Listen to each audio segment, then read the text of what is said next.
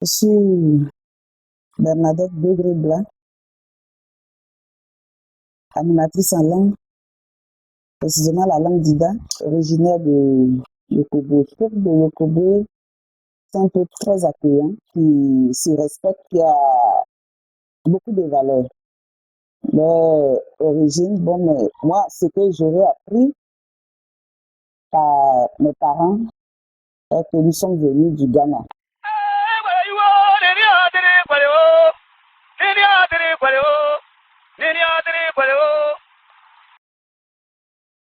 Pour désigner un chef chez moi à Yokobo, bon, on choisit la personne qui a des valeurs, une personne qui a de bonnes moralités. Les enquêtes sont menées par les anciens qui vont vers les parents de ce dernier. Voilà, pour leur demander la permission que leur fils ou leur frère devienne le chef du village. On peut refuser comme ça peut être par la famille, par la lignée ou par un choix. La chefferie n'est pas désignée à une seule famille. Les critères, il faut être originaire de Yokobo. Il faut être un fils du village. Toutes les familles ont droit à la chefferie. C'est-à-dire, pourvu que la personne, c'est-à-dire cette famille a de la valeur.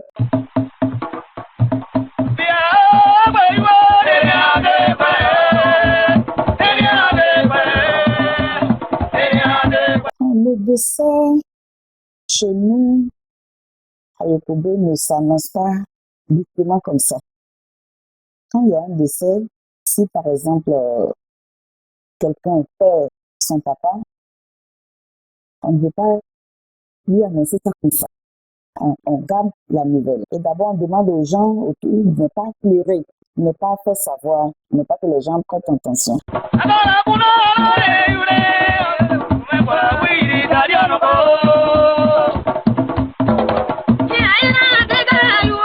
Ça peut être un parent proche de la personne décédée.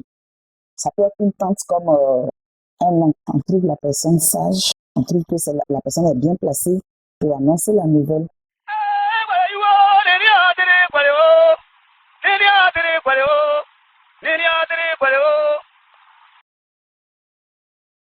Les œuvres de la personne. On peut dire, quand la personne vivait, elle a fait ça, elle a fait ci. En tout cas, elle était bien. Si elle était là, elle allait faire ça. Bon, ça nous rappelle toujours la personne décédée.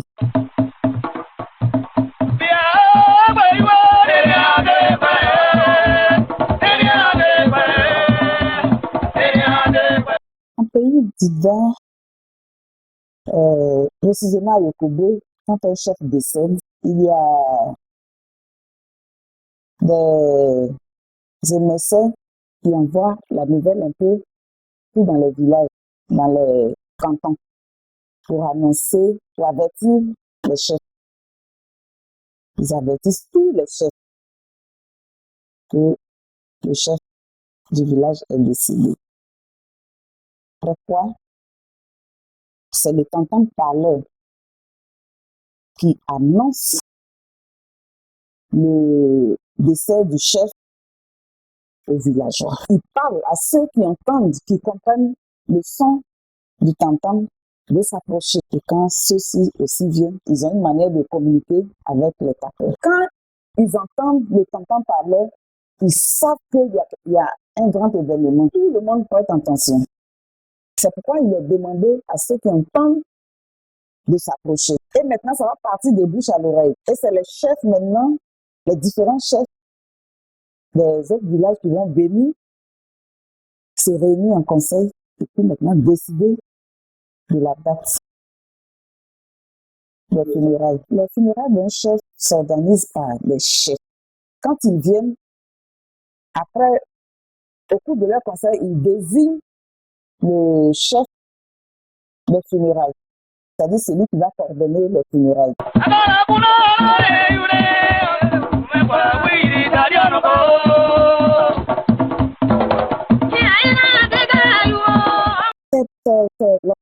chefs qui décident et les notables. Qui soit dans le village, bon, c'est, en tout cas, on lui confie ça.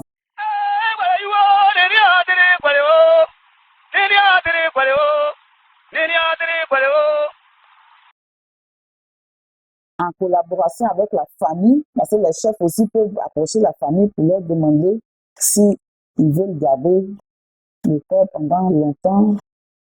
Mais de toute façon, comme ce n'est pas eux qui organisent, c'est les chefs qui organisent. Donc, ce sont eux qui prennent les décisions. Après le conseil, s'ils ont fixé la date des funérailles, la famille n'a plus rien à voir. C'est les chefs qui font tout. Et à partir de cet instant, le village est animé tous les jours.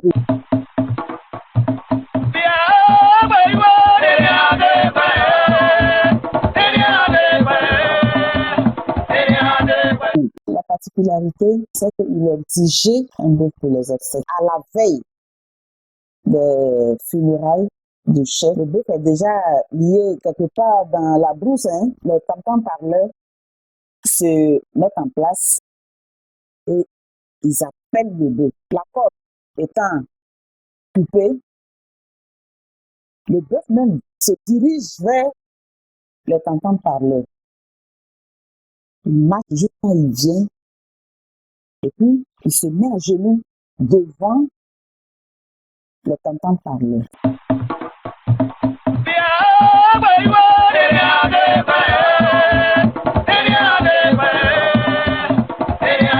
C'est là que se trouve le mystère. C'est un mystère. Forcément, ça va venir. Il vient de lui-même, il n'est pas dirigé, il n'est pas poussé par quelqu'un. Il vient de lui-même, puis à genoux devant les tam-tams parleurs.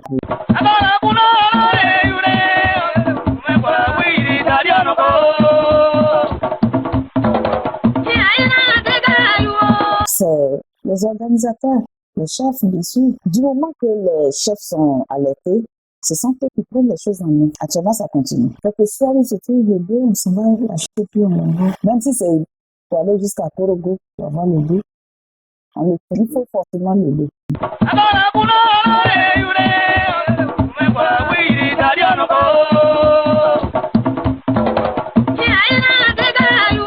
Les enfants, ils font ce qu'ils ont à faire, c'est-à-dire de la manière dont ils veulent enterrer leur papa. Au niveau des femmes, il y a un qui veut donner un morceau de pain pour mettre dans le cercueil. Les hommes, s'ils veulent donner des gros pains, ils donnent. Non, ils organisent leur funérailles à leur manière aussi parce qu'ils ont des amis qui vont venir. Donc, pour les recevoir, les femmes mariées préparent, les filles aussi préparent.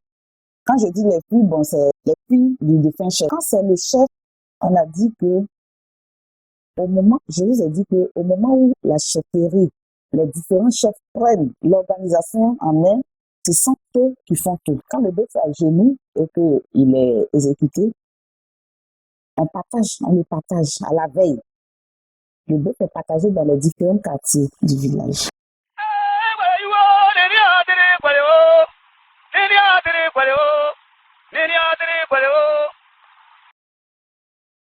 On dit que c'est au moment où c'est annoncé, la nouvelle est répandue, que ça commence, puisque les danses commencent déjà, le village est animé, donc c'est considéré comme les funérailles qui ont commencé comme ça, jusqu'à l'enterrement, quoi. Mais avant l'enterrement, c'est que les jeunes filles, comme les jeunes garçons, sont habillés traditionnellement, avec le pandida, bien sûr. Voilà, le vrai raffia, là. Puis, on fait sortir une caisse de l'or pour présenter la richesse du chef. Voilà, ça, il faut le marquer. Tout le monde peut aller enterrer le chef, mais seulement que sa tombe est distinguée et il est enterré l'après-midi. Voilà, pas le matin, comme on peut le faire pour les autres. Le soir, il y a des cérémonies à faire. Les chefs se réunissent encore pour désigner son successeur. Entre-temps, il y a l'un des premiers notables qui a su l'intérim.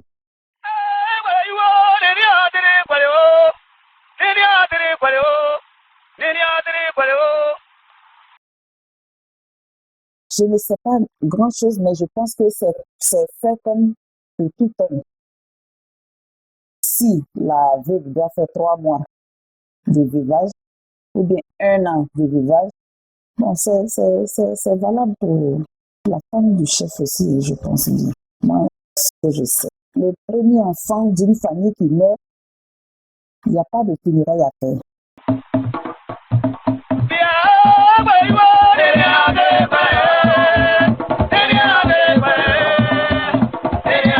On appelle ça faire, il n'y a pas de funérailles. Et on ne doit même pas garder le corps. On enterre ce dernier en même temps. Et puis, bon, le papa ou la maman, bon, n'a pas le droit de pleurer comme ça à chaudes larmes quand la maman ou le papa pleure à voix haute. Il pourrait perdre encore d'autres enfants.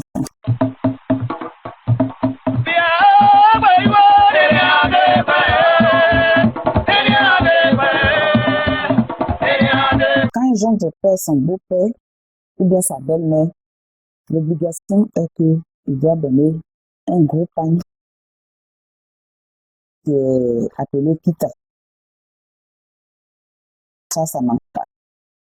Ou bien, bon, ça dépend, s'il n'a pas les moyens, on peut accepter le pain qui est appelé adengra. Il y a la liqueur qui doit mettre là-dessus, 2 bouteilles de liqueur ou bien une bouteille, ça dépend de ses moyens.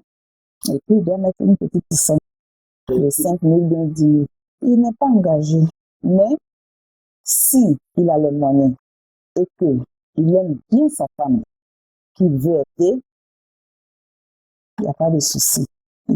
C'est bienvenu. On ne refuse pas.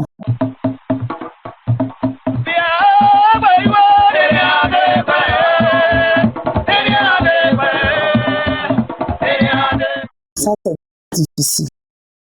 C'est rare. C'est rare. Le corps est toujours sensible. Ça peut dépendre de son mari, son épouse ou l'épouse. Si il n'a pas une famille qui peut transférer son corps, ça dépend des moyens, puisque vous savez que les moyens de transfert sont coûteux. Donc, c'est ça qui peut poser un peu le problème. Et puis, il soit enterré ailleurs.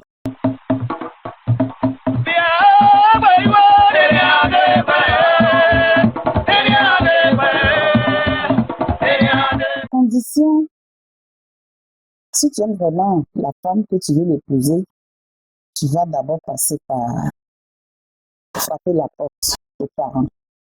On appelle chez nous kokoko. Voilà, tu fais le kokoko. Le kokoko se fait avec soit une bouteille de liqueur ou 2. Ça va dépendre de tes moyens. Si tu as les moyens que tu aimes beaucoup ta femme, tu peux partir avec 2 bouteilles ou 3 bouteilles. Ça dépend de toi. Après le kokoko, viendra la dot. La dot, il faut forcément des bouteilles de liqueur.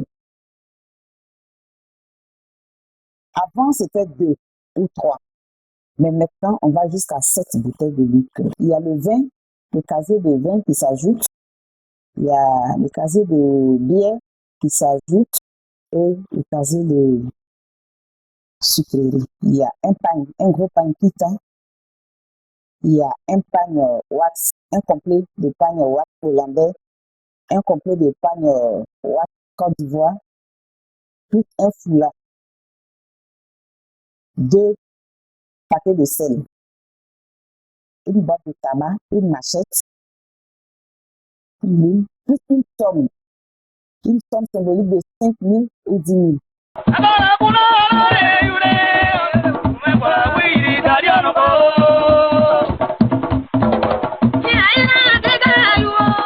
Nous sommes habillés, entre nous les Dida même, nous, le Kobo fait alliance avec les Dida de l'Ozoa. Nous sommes habillés aux gens de Fresco. Et puis maintenant, quand on sort de notre localité, nous sommes habillés aux abeilles. Tie, à Bidji, à Djokourou. Et puis, il y a aussi les bateaux, là, les Abourés. Nous avons beaucoup d'amis.